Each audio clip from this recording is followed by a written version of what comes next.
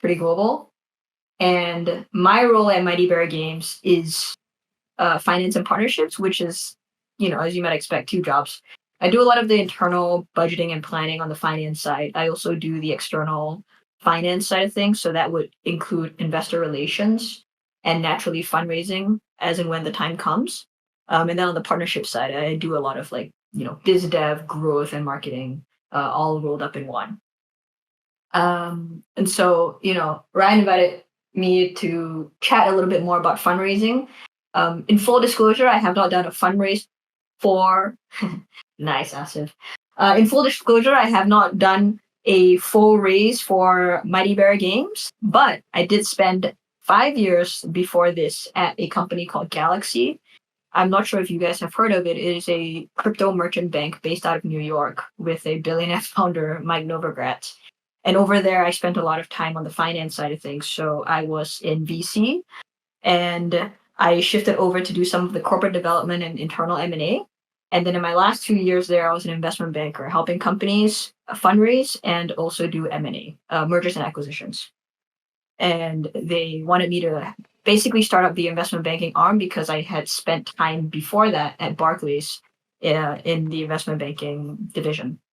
So I have a lot of experience in fundraising and also in investing. So, I think my perspective is unique and it wouldn't apply to everybody, but I'm happy to share whatever I can.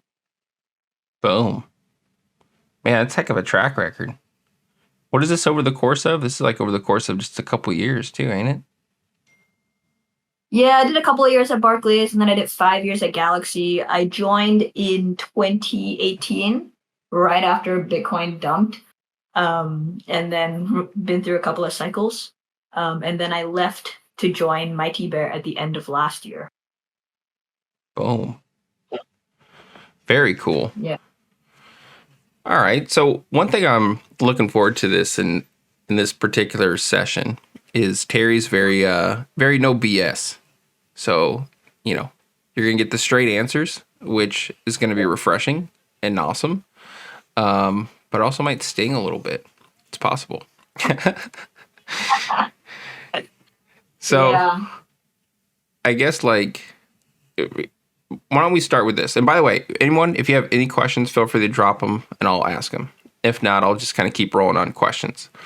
Can you kind of talk to us about the current market and the sentiment around raising for a Web3 game? Maybe I'll ask who here is raising or considering raising.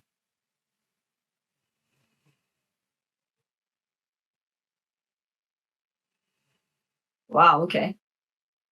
I think I'm not going to sugarcoat it. The market is not the easiest, right? I think if you were talking about this time a year and a half, 2 years ago, you are swimming in money. Today, the market is more cautious. I don't think the events of Luna and FTX helped because a lot of the traditional investors who were dabbling in crypto have turned away. That is, I would say, a majority of the trend right now. You still have crypto native investors who are always looking, but I'm going to be very honest here, is that a lot of the crypto native investors might not want to invest in Web3 gaming. Yeah, Andy, I think you said most are focused on infra. Actually, not just the traditional VCs, but also the crypto VCs. That's not to say there's no capital out there. The capital that's out there might be less experienced. There's a bunch of investors out there who are I just want to get into this market. I may not be able to contribute as much in terms of, if you want strategic introductions to potential business partners or, somebody who has many years of experience in either Web3 or gaming, you might not be able to get the smartest investors. And so the question for you is, okay, what are you prioritizing? If it's pure capital, I think it's still out there.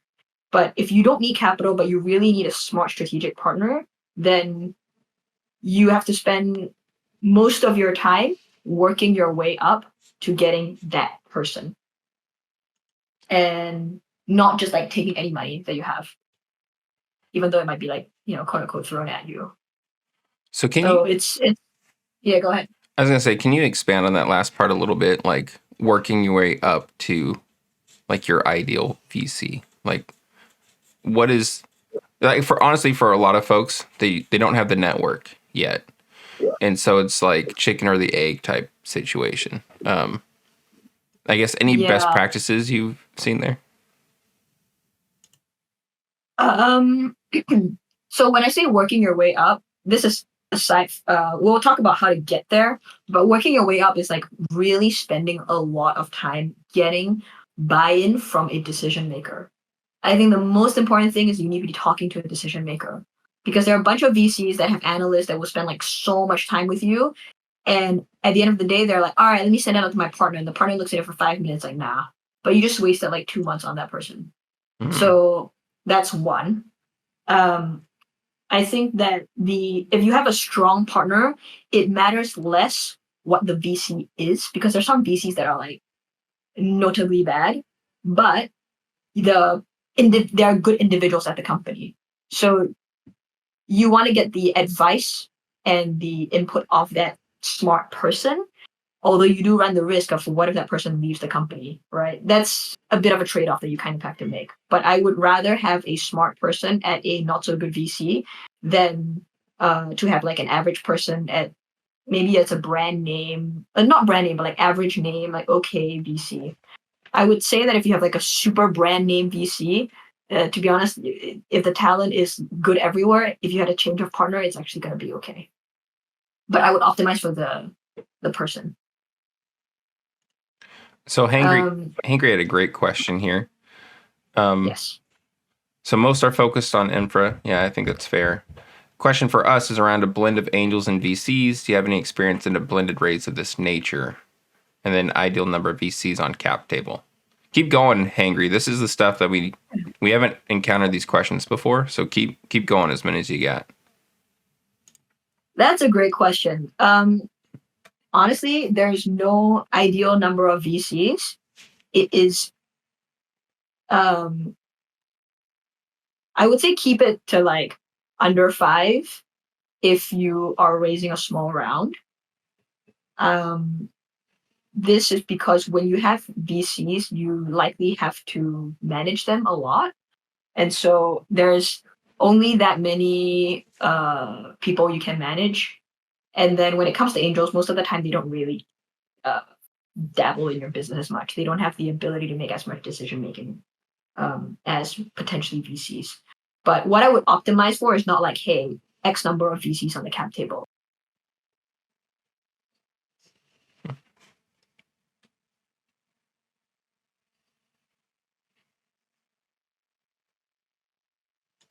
The cap of 5 that I kind of arbitrarily set, right?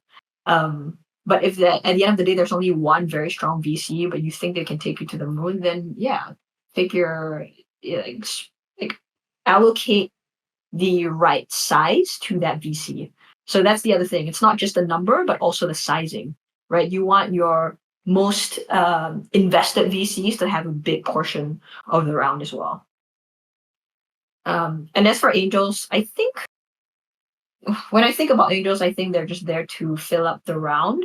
If you are doing a formal round, other than that, they might also just be like the original like capital injectors before you actually have VCs in the round. So typically you have angels and then VCs afterward, but some folks go straight to VC and then have angels blend into the round. I think all of this is like up to personal taste. Okay. And then Hangry had another one. What's your take experience on accelerator programs and specifically their ability to introduce projects to VCs? Yeah, why don't you come up? Yeah, come on, man. Hey. I don't know how to do that though. Ryan? Yeah. Can you hear me? Oh. Sweet. I'm alive. Hello. Can you hear me? Hey, what's up, man? Hey, good. Thanks. I'm Andy. I'm from a project called Animals. We're in the middle of a at the moment, so really appreciate your insights, Ziddy.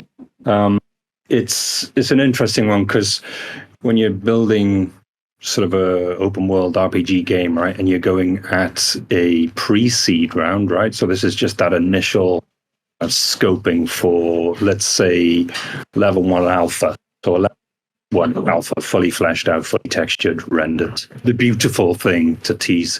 What we're getting is challenges with tease around, like, it doesn't look that's not enough money to get you to a fully built game. So I was curious about any experience around how you present the narrative to VCs in terms of those very, very early stages of a dev cycle with an investment round of this nature. Pre-seed, if you're doing something 750K to a mil, that's quite a lot for a pre-seed. So wondered if you could speak a bit to that a bit. So I think that is a big question. How do I raise enough so that I can survive? Because you also don't want to raise and then, 6 months down the line, I'm like, crap, I have to raise again, because you don't expect any revenue to come in, right, as you're building the product, and then you maybe run out of money. So maybe you don't even start you raise more as an option. Secondly, telling the story, it actually, somebody told me it's actually better to raise without a product or without even an MVP. Because once they have an MVP, they'll look at it and they'll be like, oh, it's reality. As opposed to, you give them an idea and then they can dream as big as they want. And then, you give them this big vision. And I would say, if you have nice mock-ups, that always helps. But you can just say, hey, these are mock-ups, right? Imagine you're going to do this. Imagine you're going to do that. And I think the big thing is thinking about what differentiates you from competitors. Because, a bunch of other folks can also say, I want to do this open world RPG. And so you're just another one, right? To them.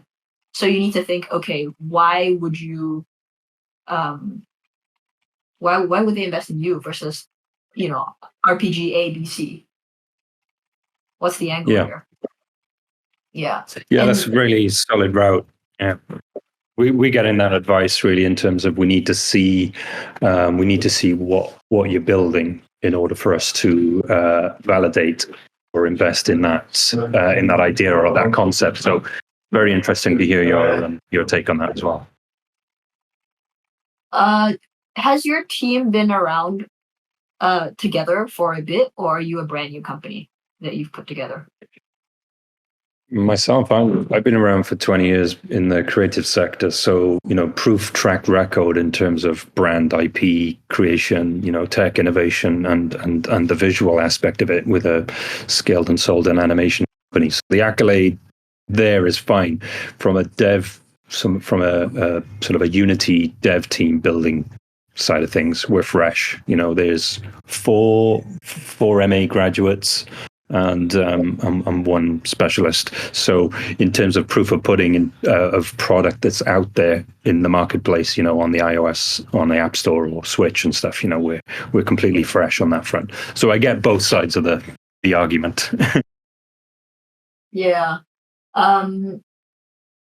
Yeah, I think you can sell them the dream of IP, because if you're like, hey, I'm just building this game, it doesn't seem as lofty a goal. It's like, I'm going to build this massive IP. I have a lot of experience building IP, and the game is just one part of it, right? And then you can say, look, we're good at building games. We're going to start off with this, but you can think we can take this IP and do other forms of media, right? There's just all this expansion in the future, and you can sell the dream because you have no product, and that's what you get to do when you're at this stage. Not to say you have to take this pitch, but that's the idea, right? You can go ham with it. Yeah, no, that's very interesting, and I think that's my approach, because you can visualize sort of the bigger picture, the sort of explorative IP that goes beyond just a game, merchandise, comics, toys, animated series, that's all in my roadmap. But it was an interesting comment from a VC 2 weeks ago. We want to see how many games you're going to build and not just the one, which was hilarious. It's like, well, the IP has evolved around one concept, but their feedback was like, we'd rather invest in a studio that's creating multiples of games rather than one. So that might be one or two opinions, though, but it's just something to be mindful and watch out for that we've come across of late. Yeah. Well, hearing that, my thoughts are I would suggest you know who you are as a company and then stick to the VCs to support you. Because if you're sort of changing your pitch according to one or two VCs, then it's a bit inconsistent. And you might be getting investors who want this particular thing out of you that you might not really want to build anyway. So, it's if you have the luxury of choice, I would stick with your core. Yeah, that's cool. Appreciate it. I think I will stick to my guns no matter what. I'm going to build what we build. When in answer to an earlier sort of observation around, yes, we're bootstrapping the entire build at the moment. I've taken out a sizable cash loan to accelerate our development process to just get some teaser pieces going that will come back to me eventually. So risking it because I believe in it. But thank you. Awesome. I know Ryan threw in a couple of questions in the chat. So yeah. Should I go through them, Ryan? Yeah, go ahead, please. Thank you. Yeah, there's a question about structuring an initial equity plus token warrant and then another SAFT round. I would do those separately.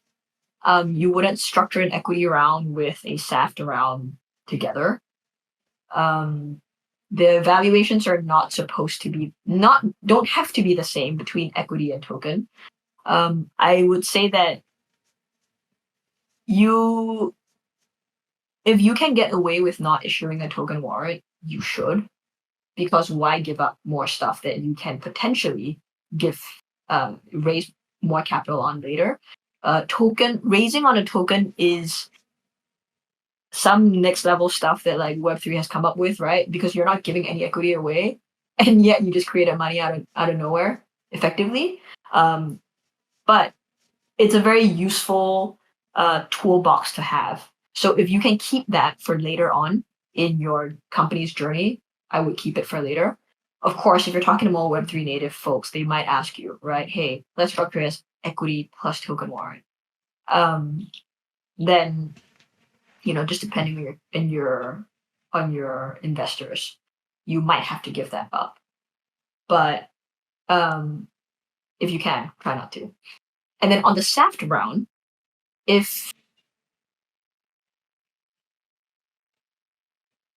I would treat that as a completely different round, and it doesn't have to be mapped to the equity. So I'll give you the example of Mighty Bear Games. Our equity and our token rounds are differently valued, and the token round, I think you can be a little bit more generous with the valuation. I think also partly because, to be honest, some investors don't really know how to value tokens. And honestly, I don't think anybody fully knows how to value tokens. They just say, hey, this is the market cap. Like, okay, cool. It sounds about right. They kind of use a little bit of the equity framework. But at the end of the day, there's so many tokens out there that have market caps that don't make any sense, but still they're trading, right? And one of the things that you can use to your benefit is the fact that the tokens are more liquid than equity in your favor, right? So they're paying for liquidity, for better or worse. Because sometimes you do the lockup and then that slight bit of illiquidity is not so good. And because it's liquid, sometimes the price goes down. It might work against you, but you use the chips that you have, right? Don't negotiate against yourself. Use the stuff that works in your favor and let the other party in negotiation figure out the downside, right? As for how many percent or how much do companies sell in tokens in their first and second round, I would say typically like 10 to 15% is like a good range. If you sell less, that's fine because you can do it next rounds. Some people opt to do like 2 to 3 rounds. So far at Mighty Bear or Mighty Action Heroes, we've only done 1 round, and there's a discussion of having like another round and all of that. Some people also tier the different valuations, so your earliest investors get in at the lowest valuation, which makes a lot of sense. And so that's also something you can play around with, right? Do you sell at different prices for SaaS? Yeah, I guess the answer is yes then. You can. So all of these are different levers you can pull. There's no all of this stuff really is a bit more of an art than a science. So it's hard for me to tell you like, yes, you should do this. You should structure it like 3 rounds and blah blah blah. It's there's no right or wrong, really. It's who you can get in the round and what you can negotiate. You're crushing Maybe it. I was just gonna say go you're ahead. crushing it, man. Oh, I just speak my mind. Let's stop there for a little bit, and I just want to see, if anybody else has like stuff to chime in on. Yeah. So, folks, if you want to be brought up to the stage, feel free to request. If you want to throw something in the chat box, feel free to do that as well. One thing I'm kind of curious about is when you go to raise your angel round, how much runway should that typically last you? And then the follow-up question would be the same thing for your seed round. Like, how much runway should that ideally last your company? I think the answer is pretty similar, which is 18 to 24 months is a good range. If you can last 36 months, that's awesome. But the minimum is 18 to 24. Otherwise, it's very precarious. You're always going to be on the edge of your seat as a founder. Gotcha. Yeah, it's so for my startup, we were trying to build some infrastructure, and we're both first-time founders, and we're trying to raise in the bear. It was hard, to be honest. Like, any sign of life from a VC, you would try and almost bend over backwards to meet whatever expectations they had. But then it led us to kind of like what you're saying earlier, chasing building a company that wasn't really our intention in the beginning. We wanted to do A, but they were steering us towards B. And honestly, that's kind of why I made the Gaming Startup Collective, because I was like, damn, if I wish I could have talked to Ziddy, like 18 months ago, my life would have been so much easier, hopefully. But yeah. It's okay. You have me now. Perfect. Yeah. Yeah. Go ahead. Yeah. So I just wanted to continue down the list of questions. Can you set different unlock schedules for different investors in different rounds? You can. So if you take a look at the beauty of, I guess, the token structure is you can literally do whatever you want. Structure in the weirdest like fucking way. It's as long as it's in the legal documents, like you're free to do whatever, right? And so obviously, assuming people sign up for it and they don't find it unreasonable, again, sometimes it's not even in the legal docs, just like in the smart contract.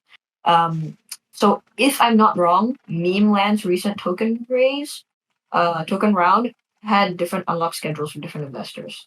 So you guys can go check that one out. I don't know if your rounds are very focused on like community or maybe just like a bunch of other businesses / institutional investors, but that's one that you guys can take a look at with regards to the structure.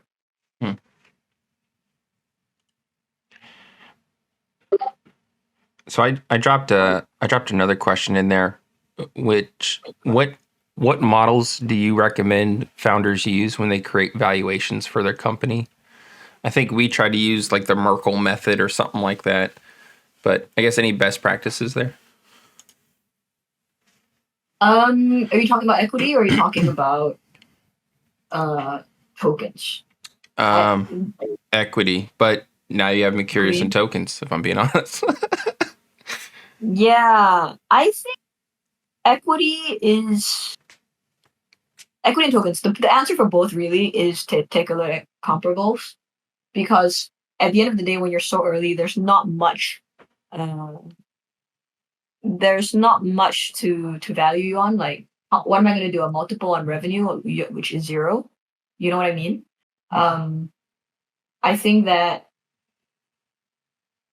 depending on the stage of the company, my gut says that any company that started out with like a pitch deck or whatever, you're worth maybe 5 at the base level. Also depending on which country you're from, because some countries their base level of valuation is like 2 million, and then like in the US or in the Western world, sometimes it's just like 5. Like you have a pitch deck and a bunch of pretty pictures, and you're kind of worth 5 already. If you have a little bit more going, then you can try to raise it around like 15, 20. But I think after that, like, it really depends on the comps and what you see that's out there. Because at the end of the day, if you think you're worth like 5 to 10, but the rest of the market's raising at 100, like go raise at 100, right? Although there are drawbacks to raising at a super high valuation, because once the market corrects and you are pegged at the 100 million valuation, and then the next round you can't do it, that's a very bad. That's going to be a tough kind of hole to climb out of. But you weigh the pros and cons yourself, right? Okay, I like that. Yeah, that's kind of a similar approach to what we took to, is looking at some comparable companies, what they had raised. Solid advice. Yeah. And I threw like numbers around here and there, but they don't hold me to any of these numbers, because the market changes all the time. For sure. Yeah. And actually, this, I probably should have said this in the beginning, not financial advice, do your own research, blah, blah, blah. So I was curious, like, from all the deals that you've seen pitched to you in your team, like, what are your must not do this as well as your must do this list for founders? One thing you must not do ever is to throw somebody's name and or logo on your deck that doesn't know that you put their like credentials on your deck. I have seen companies where they throw Mighty Bear Games as a partner, and I'm like, what are you talking about? We're not really your partner. And also they pissed us off. And so then, and multiple investors came to us and say, hey, this company's raising, they named you as a partner. And I'm like, yeah, we're not working with them. They pissed us off, and I cannot speak to their company at all. And that's automatically a rejection, obviously, from those investors. So that's a hard must not do. Never do that. Wow. Yeah. If they didn't piss me off, it might not have been so bad, but they were really annoying. So I think another thing that I maybe not must do, but it'll be quite helpful, is if you are able to have another channel to that investor as to back channel. So for example, if you're talking to a potential investor, but maybe one of your advisors is really close to that investor as well, work that angle as well. Because one channel is often not enough. If you have somebody else reinforce, so maybe that's your advisor, maybe that's another partner that you have, or maybe another potential investor who's also quite bullish on you. You want to build a little bit of an echo chamber, right? Of nice positive things that is being said about you or your company around your potential investor. And then you just kind of build this coalition of people who like absolutely love you, and they kind of hype each other up and something like that. Maybe not hype is not the right word, but in a sense, they're all very bullish on you together. And I think if people feel like, hey, other people are bullish, then they are more confident in their bullishness. And then they will be more confident in sharing their bullishness with potentially other investors. And then they all get bullish together. And then that's more likely for you to close your round. Another tip is a bit old school, but I've seen it work, is to fly down to wherever your investor is based and just spend time with them.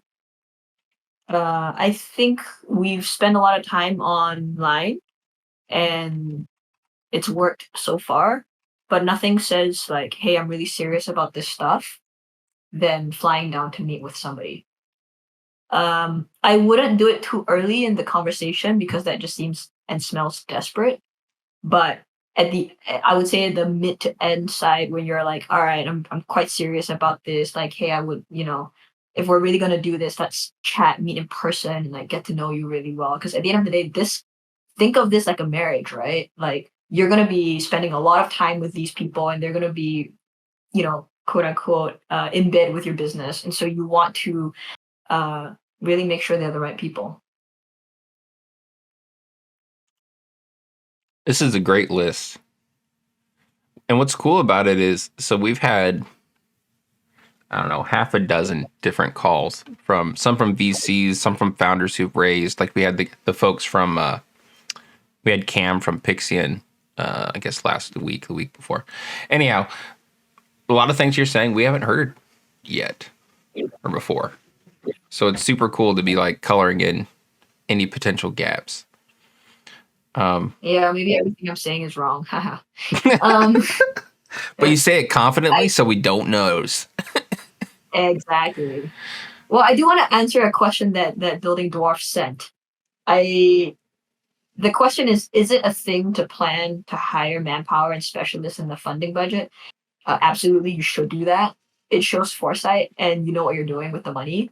And so ideally, ideally you have a plan, whether it's internal or something you show to people. It's like, all right, with this $5 million, I'm going to hire these X amount of people, and I'm going to spread it out by like first 3 months. I'm going to be focused on hiring these key, like maybe C-suite level folks, and then in the next 6 months, then I'll maybe hire the middle managers or maybe like the second and third like engineer or whatever it is, right? So to have a high level idea of what you're going to do brings confidence as well, because at the end of the day, the VCs are investing in you as an individual and your team. So to have to know that you kind of know what you're doing, it really helps. I've seen people where they present me a budget and it has about 10 different product lines, and I said, how are you going to prioritize all of them? And they're like, we're going to do all of it in the first year. And like, come on, that's complete bullshit. There's no way you're going to be able to do all of it. You're barely going to do one of it in the first year. And so like that in of itself is a hard no in 5 seconds, right? So yes, planning and being realistic is helpful. I think a lot of time in these conversations, founders feel like they have to have all the answers. Is it, I guess, what's your perspective on that? Is it okay for a founder to be like, you know what, I don't know, but I'm going to find out? Yeah, absolutely. I think it's okay. Because though there's a level of like bullshitting that you need to do, of course. The ideal is that you fully know your shit and whatever, but there are instances where you just have to like make some stuff up a little bit, hopefully nothing too serious. But the most important thing is that you need to have a vision, right? You need to have a strong conviction in your vision, and how to get there will naturally change. You can be so sure of your plan today and tomorrow it will change, but it doesn't matter, right? If your vision is I want to disrupt Web3 gaming, that's so vague, so high level. I think I'm going to do it through comics, merch, toys, blah, blah, blah, right? Maybe that's one way to do it. But after 6 months, you're going to pivot and it's like, no, I'm going to do films only, right? And then you can have like gamified films or whatever it is. I'm making some stuff up. But that's okay.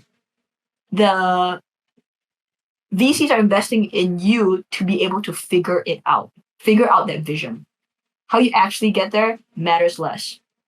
Of course, you have to make money, right? But like, yeah, make money and like get to your vision and be this like mega success.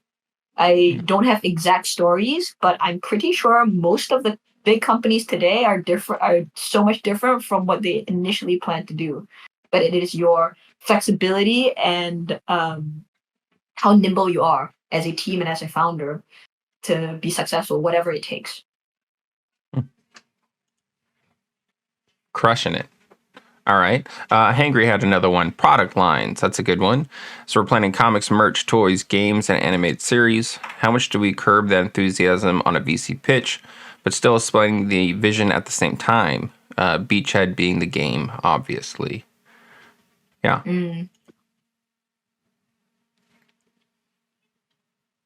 I mean, I don't think you necessarily need to curb that enthusiasm, because if you're giving your pitch and you're being realistic by saying, look, we're going to start here, but the vision is to do all of this stuff.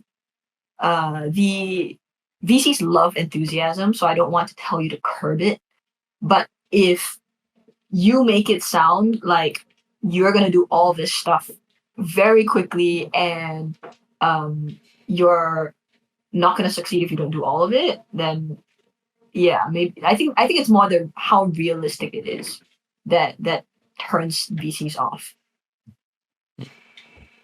Enthusiasm's great. Keep going. Yeah, sorry, Ryan. No, keep going. Sorry. No, I wanted to go back to building dwarf because there was a second part of the question, and I don't know if my spiel covered it. So I want to just check in with building dwarf to see, like, did I answer your question? Do you want me to elaborate more?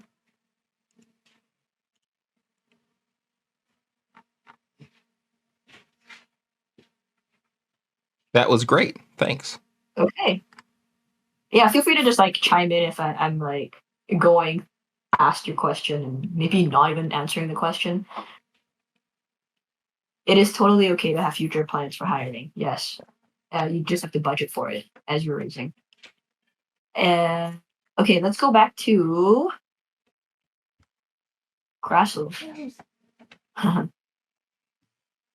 Yeah, actually that's I think focusing on early revenue versus growth is a bit of a controversial topic. If you have growth, and maybe you just have like early metrics but no revenue, you can always say, hey, at some point we can turn on monetization, and then again, as you're raising, you're still selling a dream.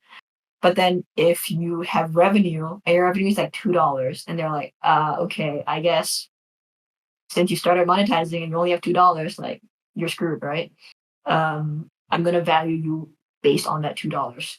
So once you turn on revenue, you need to be very confident that you're actually going to be making money. Otherwise, the other thing you can say is, look, this is just a test. I wouldn't hold anything. I wouldn't hold this revenue with a lot of weight. It's we're just testing a couple of things. We have all these other monetization things in the pipeline. We haven't turned any of them on yet. We're ready to go. We just need the money to do so, something like that. And if we turn on all of these, we can then get like, you know, X% conversion and blah blah blah and monetization, everything. And then you can again spin it back to selling the dream. Yeah.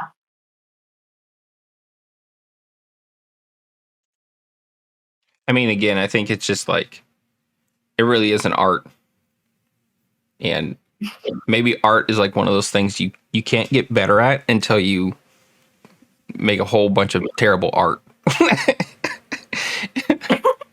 And then one day you make something not as terrible. Yeah, I'd say that you should go with your gut, whatever it is, whether it's telling you to focus on revenue or growth. As a founder, going with your gut is quite underrated. A lot of people are like, hey, I want to think about my investors and my team members and all that. If you don't believe in what you're doing and you're going against your gut, you're not going to be a successful and effective leader. So, of course, you take the advice of other people and consider it. And don't, be a horse with blinders on, but you should always still believe and trust your gut. Right on. All right, folks. So we got about, let's say, 10 more minutes left here. any last back of pocket questions you haven't asked yet, feel free to pop them in here. See Hangry's typing.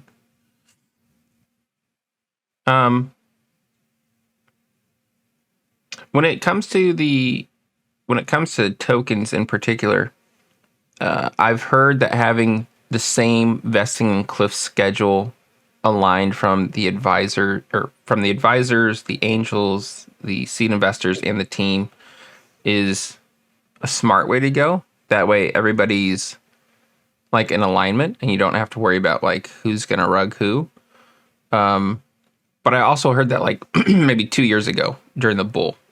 And so maybe that has changed. I guess any insights on, how to structure those things so your partners and investors aren't the one kind of tanking your project? I think we have kind of learned now that you shouldn't have like a massive unlock date. Kind of saw that with Immutable, right? Where there was a massive unlock and it would have basically tanked the entire token. But they got saved in the end, so that's fine. I think to have everybody on the same vesting schedule is also for simplicity's sake, because you don't want to have to deal with so much, although there are platforms now that kind of automate all of that for you. So that's helpful. I would say you should structure it based off of what your goals are. If you think that your investors are most likely to dump at a specific point, like you need to optimize for correcting that behavior.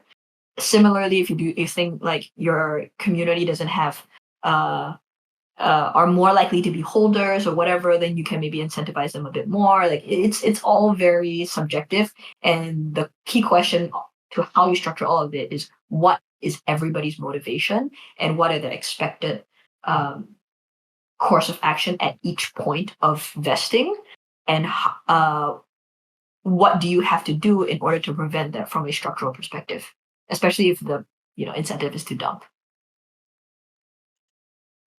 Gotcha. Okay.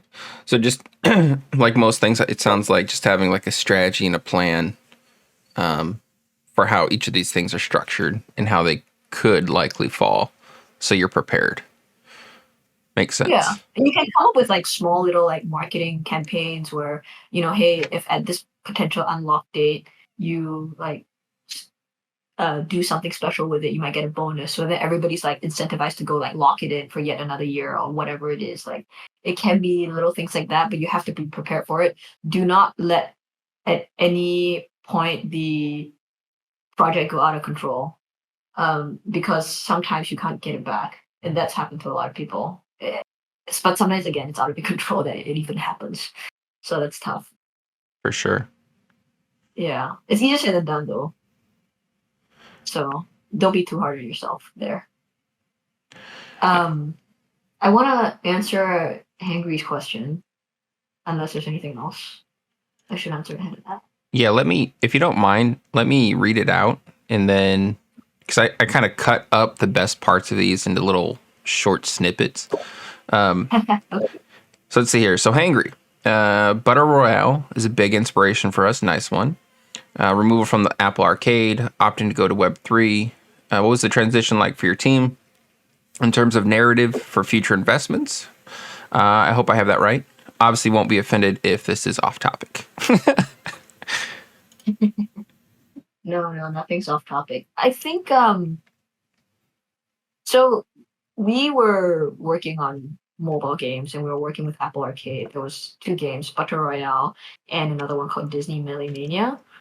But we wanted to go out on our own and build a game that was a little less constricted by Apple's restrictions. So the thing about Apple Arcade is that everything goes through them. Even the data that you get is limited, and at the end of the day, you don't control your end. Not control, but you're not in touch with your end client, customer, and player. And so, for example, like they don't even allow you to have links to like a Discord or whatever. I don't know if that's changed today, but people just have to like go find it on their own. We did try to build some other free-to-play games, but the cost of user acquisition was just so high. And at that same time, going to Web3, the team has been in Web3 for a while before that, but it was just more on the sidelines, right? We saw Axie and how successful it was in terms of building awareness. All the economy balancing stuff aside, it showed that there was really potential in Web3, right? And there's a sizable crowd of people who want to play Web3 games. For us, the transition was not easy because the studio was a Web2 studio. And so there are a bunch of people who didn't agree with the vision to go into Web3. They thought, Web3, the usual, right? Either it's a scam, it's like not sustainable, it's just, or maybe just not the right direction. Also, Web3, the pace of Web3 is like so fast that sometimes people can't keep up. And, there was a bit of a natural attrition there. There was one thing that Simon, our CEO, did, which I thought was like really smart, is that he forced everybody to go learn about Web3. And it's easy to just say, hey, everybody go learn about Web3, right? He dedicated a certain amount of money in the budget and said, everybody, here's money, go create a wallet and have an NFT in your wallet by the end of the week. So they have absolutely no reason not to have an NFT in the wallet because it was already sponsored by the company, right? And buying an NFT is so painful, as everybody knows. You have to go do so many things just to get an NFT in your wallet. But that is the Web3 experience. It's broken, but it is what it is, right? And so you have to go through it. People always say that, or I always say that Web3 is like sports. You can't just talk about it. You got to go do it. And so, we forced everybody to do it. In terms of narrative for future investments, I think the big thing we talk about is we talk about the trends of gaming and how back in the day you play games out of your video games out of a box, right? You have your consoles, and then there was a move to like PC games, and then you have your free-to-play games, your free-to-play mobile games, and we see the wave moving towards Web3. We are probably too early, but the bigger story we're trying to tell is, look, we are going to move with the waves of gaming as we have seen, and we will never be able to time it right. But it's better to be too early than too late. And, now is the best time to go learn what the right way is. Nobody has really cracked the Web3 gaming market. And so we're all just figuring it out, and this is the best time to do it. And so if you want to bet on a team, you would bet on a team who, number one, knows how to make games, because that's a big pain point for a lot of people in general about Web3 games. And secondly, we have Web3 native people who can then navigate the Web3 market, right? They hire a Web3 lead is somebody who's worked in a bunch of different Web3 games before, and also was like designing the token for YGG, was part of Blackpool, and then there's also me who spent 5 years professionally at a crypto merchant bank. So making these like crypto native hires. And so if you're going to bet on a team, you're bet on a team who knows games and who knows crypto. And so that is our narrative moving forward. And we're very honest. We don't have the answer, right? But we are probably best positioned to go figure that out. So yeah, that's the pitch. Thank you for that. Really appreciate your honesty and your insight. Much appreciated. Thank you for the opportunity. So I had Grasslow. Go ahead. No, go ahead. No, I was just gonna react to Grasslow because our team actually got robbed. Somebody got their wallet drained and all that. It was quite funny. But I don't know if you met the investor. Hey, no better learning experience than to have all your money stolen. Yeah, I'm telling people, I'm like, that's literally the prime Web3 experience. They clicked on some like phishing link or whatever, and then their wallet got drained. I'm like, this is part of the experience too. All right. So what I was going to say is, I guess, two things. Number one, it's really, it's an amazing snapshot into your company's leadership on how they approached that pivotal moment going from Web 2 to Web 3, and the strategy that you guys had to get the employees who are going to continue with the company on board. And I think it's easy to think, oh, you guys were in a position of strength. You already kind of had a company that was structured like all these things. But at the end of the day, it's more about how you guys think about and think through problems. And I think it's just really quite inspirational how you guys handled that. And then my second point, I have forgotten because I was talking too long about the first point. Oh, I remember what it is. Okay, so this is not fundraising related, but I'm going to try and steal it from you anyhow. Your team's doing a lot of innovative things, a lot of things that haven't been proven. So I'm curious to know, what is your team's process for saying, hey, we're going to try this new thing. We don't know if it's going to work, but we're going to try and figure it out. What does that process look like for your team today? It depends on what it is. If it is a lift that can be done by 1 or 2 people, we just do it. If it is something that requires more dev effort, we have a weekly meeting, a leadership meeting, and then we throw it in there. We get a plan out. Okay, we can scope this on Wednesday. Scope it on Wednesday, and then the product lead just decides hey, do we have time to budget this in? And if the answer is yes, then let's do it. We are not afraid to try different ideas. And so if you honestly see our social media, sometimes you'll see a whole bunch of random stuff that you're oh, it doesn't really gel, but that's because we're trying new things out to see what sticks. You can't really be afraid to try things out. And as Simon always says, we don't have the luxury of being too cautious. We have to be shameless as possible. So just go do it. Try it. Boom. What a great way to wrap this up. All right, folks. Any last questions, comments, thank yous before we get Ziddy back to his evening, his day? A lot of thank yous, Ziddy. Then it's a good sign, man. I think that means you did well. Well, I really appreciate it. Well, if you guys have any other questions, I'm sure there are random things that will come up, right? Outside of this hour, feel free to ping me. I'm not super active on Discord, but I'm happy to. I will still check my message sometimes, so it might be a bit delayed. But yeah, if you guys ever want to ping me, I can also share with you my email. It's something that's probably a little bit better if you guys want. Yeah, drop it in the chat. And I hesitate to share my Telegram because it gets super clogged up and I'll never see it. And then I also share my Twitter. I would say so. So for sessions to keep an eye out for, we're gonna have Fluke from Treasure DAO coming in later this month to talk about best practices for submitting a grant request for your game. Not specific to Arbitrum, but just any type of grant proposal. We should have a rescheduling of Miko from Gumi Cryptos for likely the first week of December. I think we have 1 or 2 more that might kind of trickle in. With the holiday, it's kind of tough because I don't know if folks are going to be around. But yeah, if you have any other suggestions for guests you'd like me to reach out to, or voices you'd like to be heard, just ping me in chat and I'll bring them on in. Easy peasy. Cool.